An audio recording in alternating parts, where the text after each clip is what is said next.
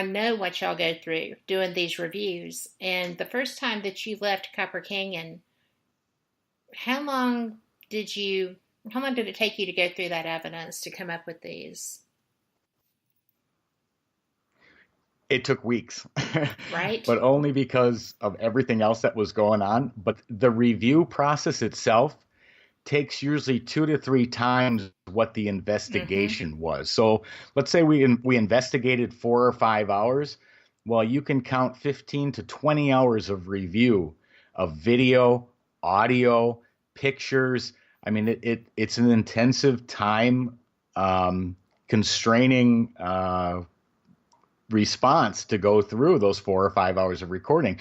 We'll record, my setup will record 3 or 4 video cameras at a time, Mm-hmm. different angles behind me, in front of me, then the audios we leave in certain rooms, DVR cameras. So yeah, however long the investigation was, it's 3, 4 times that to go through the what's collected.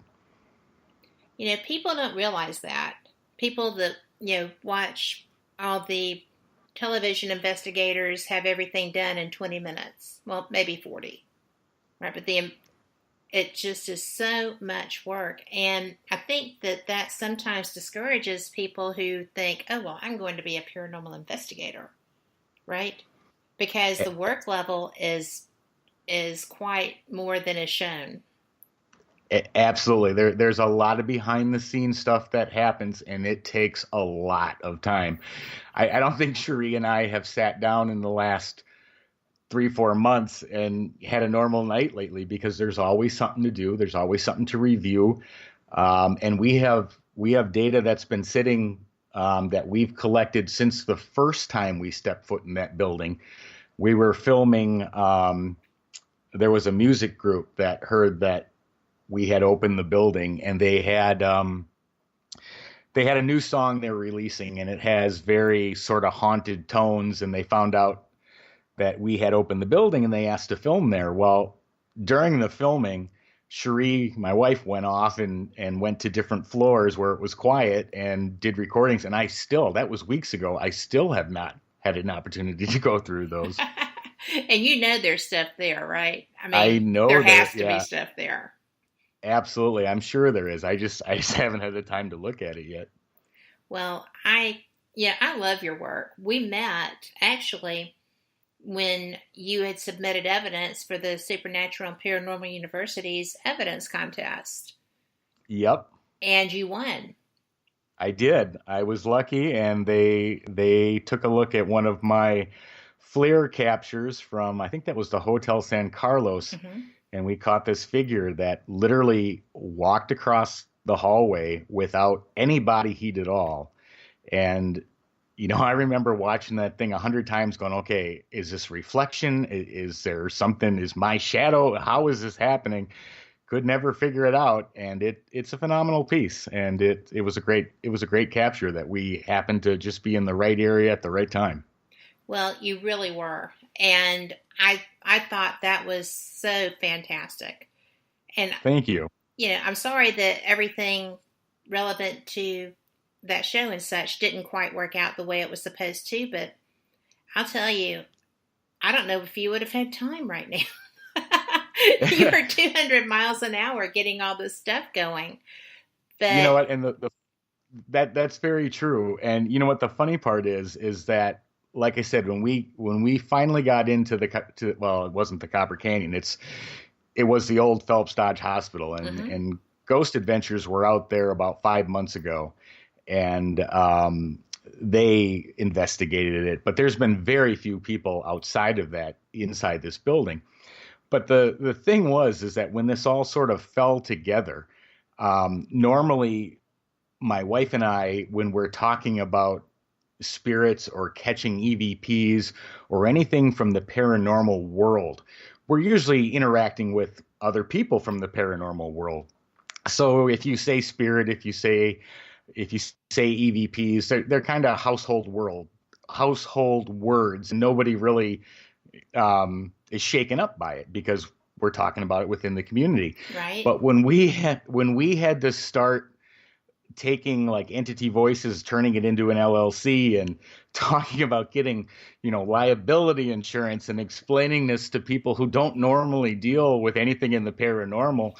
It was kind of funny because we got some very strange, strange reactions, strange looks. Wait a minute, you want liability insurance for what? Right? And Yes. okay, this is an October haunted house, right? I'm like, no, No. this is a 365-day a year research center. Oh, okay. So Well, that was humorous. that is humor, but I can actually relate because I was taking people to do things paranormal, and I called my insurance company and said, I need a binder. I need I just need some sort of rider to cover me for liability purposes on paranormal investigations. And she was like, Yep. "What?" I Yep. said, "You know what I do?" I said, "But I need something to give these these locations so that they know that, you know, oh, Right. a bond and a Right. rider." And so it took her a hot minute, but she figured it out eventually. So, for which I was grateful. But you know what? But We are up on our first break. We are going to be gone for about 3 minutes. And y'all just enjoy the music, and we will be back on the flip side.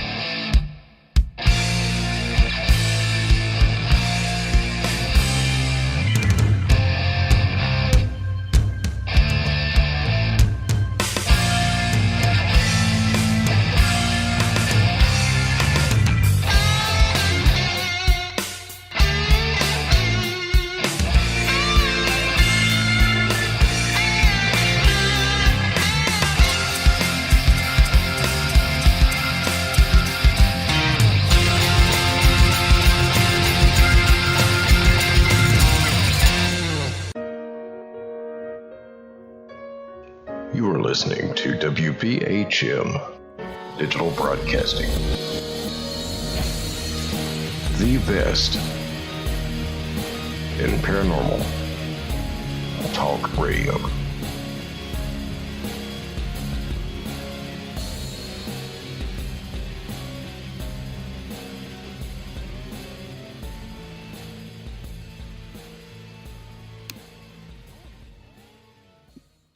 And we are back with Tony Rathman of Entity Voices and the Copper Canyon Paranormal Research Center. I am so looking forward to my next trip west because I'm coming. I'm going to find a way to make that happen. Perfect. Is it in the Phoenix area? Well, that's kind of the one caveat about where this location is. It's roughly It's just under 2 hours from Phoenix, and it's like 2.5 hours from Tucson, and those are your two major airports. But it's a beautiful scenic country drive from Phoenix, and there's not a lot of traffic, and it's a very enjoyable ride. And when you get into the town of Ajo, it literally has original buildings, original churches from the early 1900s, and it's a gem out in the middle of basically the Sonoran Desert that has Ah, literally not changed much in the last 100 years, and it's an incredible journey outside of just the fact of the paranormal buildings and happening that's going on at the Copper Canyon, but it's it's a wonderful experience around. well, I love Arizona. I have not been to a part of it that I didn't find just glorious in the beauty. So, not a It hardship. it Yeah, it definitely has that.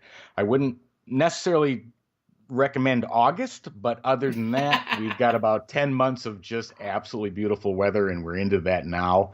And of course, it's October, so we're into the Halloween season as well, which I think naturally ramps up some of the paranormal activity that's happening out there. So it's really interesting stuff.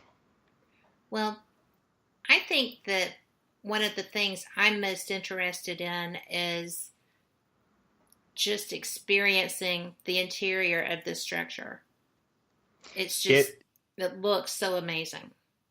it it is. And I mean, my wife and I have been in a lot of locations, but this one is unique. This one, I mean, the first time I stepped foot into it, I mean, I don't scare easily, but this one sent chills up my spine the entire night we were there. And there's just this feeling of being literally followed or watched every step you take, and it's unique. I've not experienced that to that degree anywhere else that we've been. And like I said, then when we started going through the EVPs and the other data that we've captured, um, I was just blown away. And if you can, Kat, maybe play the one that says "What smell?" Okay. EVP, because that one, I was standing in what used to be the old kitchen, and I was alone. Now, granted, I'm talking to myself because that's what I do when I investigate. I literally talk to myself and ask my questions out loud. And this response comes in when I mention that the room had a particular smell to it, and this voice just comes out of nowhere, and it is so clear that it's a little frightening to hear. So go ahead and play that one. I will. Here we go. Okay, this room has the eeriest feeling of all of them so far. And the worst smell. I'm going to play that again just in case somebody somehow missed that. That's so great. Okay, this room has the eeriest feeling of all of them so far. And the worst smell. That is so interesting. Yeah, and it's so clear. And again, woman's voice. And so don't know if it was nurses, don't know if it was people working in the kitchen. Um, and I expected a lot more male voices. Now we do have them. Some of the other EVPs that are there are definitely male voices. Hmm. And even some, I believe, past doctors and who knows patients, who knows who else. But that one fascinated me because it was just, I mean, it was clearly an absolute direct response to a direct question that I asked or stated, and it's really hard to refute that one as very clear evidence that they're there. Right? That's what I love about these. I mean, they're all good. Thank you. Like I said, I'm sure there's going to be a lot more coming. We finally got through the data that we collected from the first time, and like I said, we've had other trips out there that I have not had an opportunity to go through yet. But it's it's a unique experience, and it's good to get something out here in the western part of the states. I mean, in the East Coast and the Midwest, you've got, the big name ones. You've got Waverly Hills, you've got